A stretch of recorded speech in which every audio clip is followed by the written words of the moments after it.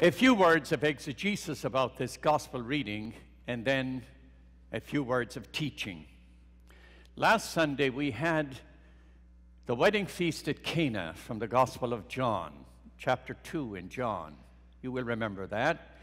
And in the Gospel of John, this was the inauguration of the public life of Christ.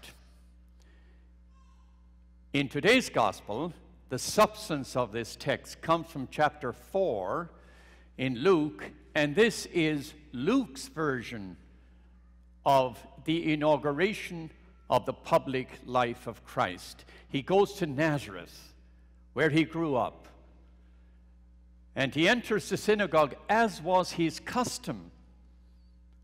Devout Jew, he enters the synagogue. He stands up to read. They always stood to read. He was handed the scroll of the prophet Isaiah, and he read this passage, which comes from the 61st chapter of Isaiah and some from chapter 58, the second half of the book of the prophet Isaiah. And after he has read it, he sat down.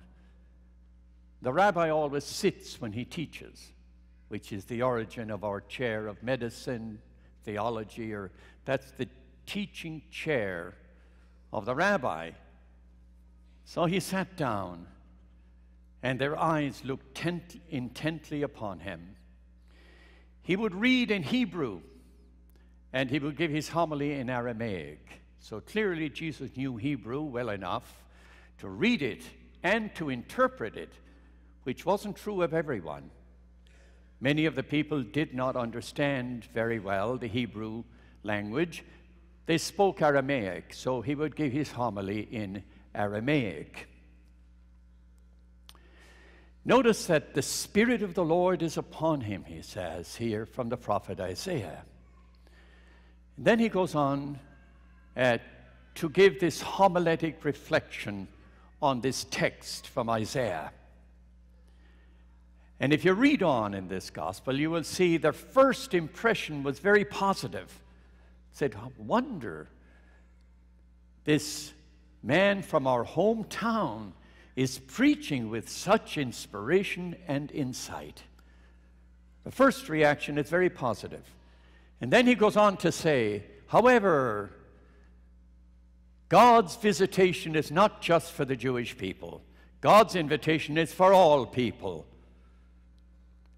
And he goes on to quote two events out of the Old Testament, how God visited the Gentile world, blessed the Gentile world. Their reaction to this is violent. Their religious conviction and their tradition will not allow this. And so they expel Jesus. They drive him out of Nazareth. And read on in the gospel, and he moves to Capernaum, which becomes his new hometown. And Capernaum is far more cosmopolitan, and it's far more open. Many of you have been to Capernaum in your journey to the Holy Land. It was on the Via Maris, a major trading between Alexandria in Egypt and Damascus, and therefore it had a very mixed gathering of people, many religions, many languages, and it was far more open and cosmopolitan. Jesus moves to Capernaum. Thereafter, this will become his adopted hometown. Now, the teaching that comes out of this is those who drove Jesus out of Nazareth were profoundly religious, steeped in tradition. And it shows us, first of all, the tyranny of certainty. There's a certain tyranny about being certain, so certain that you will exclude other people.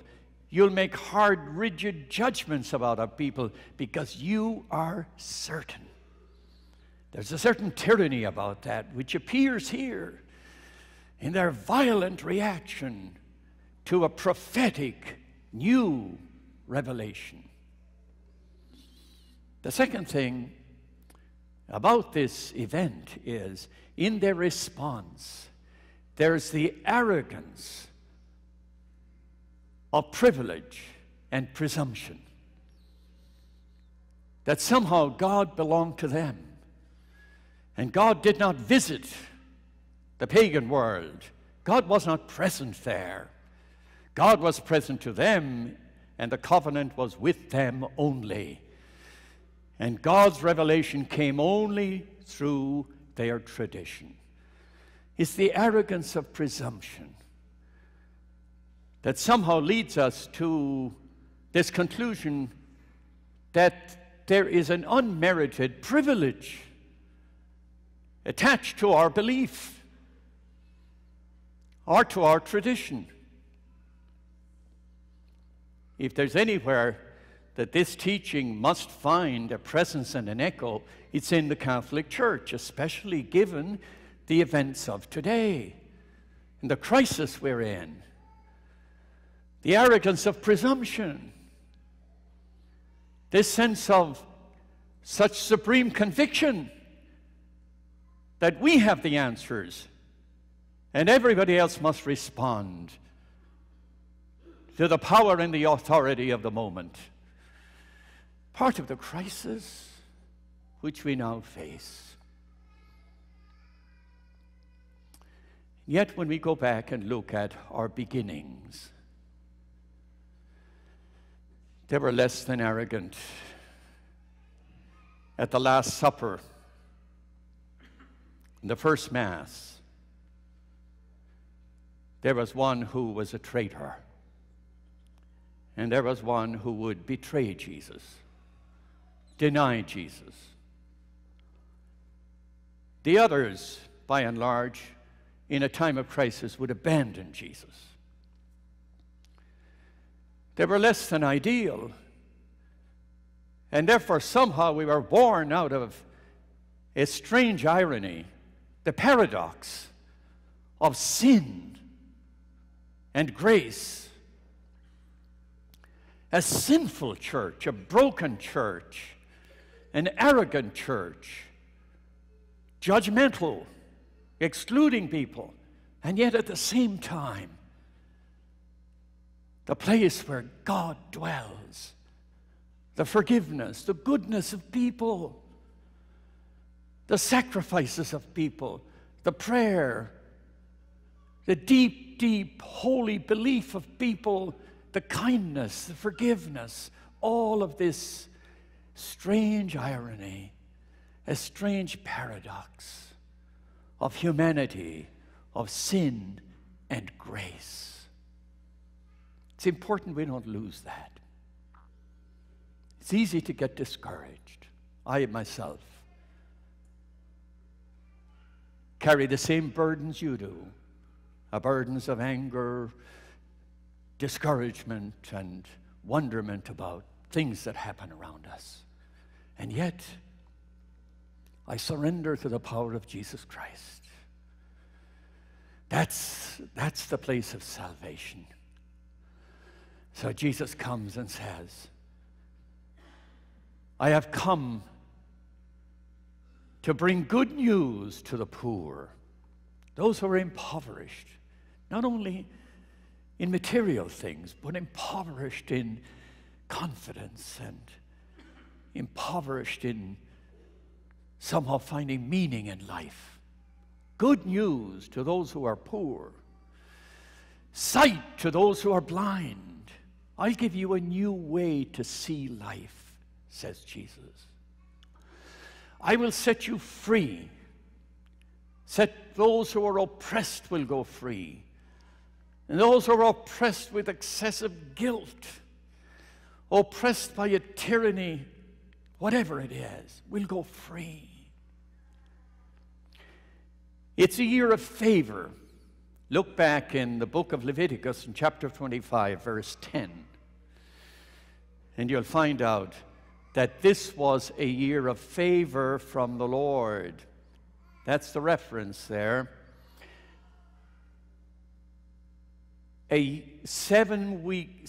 week of years, 7 times 7. And then the 50th year would be the year of Jubilee, a year of favor. When property was restored, people were forgiven, slaves were set free. This was a year of God's visitation upon a people who were struggling. And Jesus says, this is a year of favor from the Lord. And this prophecy is fulfilled in your presence for us, now, today. And finally, there is a mantra which is part of the preaching of Jesus in chapter 8 in the Gospel of John. Chapter 8, verse 30. And there Jesus said to his followers, if you follow my teaching, you will truly be my disciples, and you will know the truth,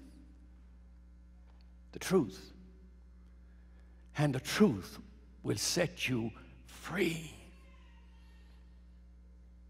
Only the truth will set you free. And this will happen in a year of favor from the Lord. And this prophecy, my friends, is fulfilled in our presence today.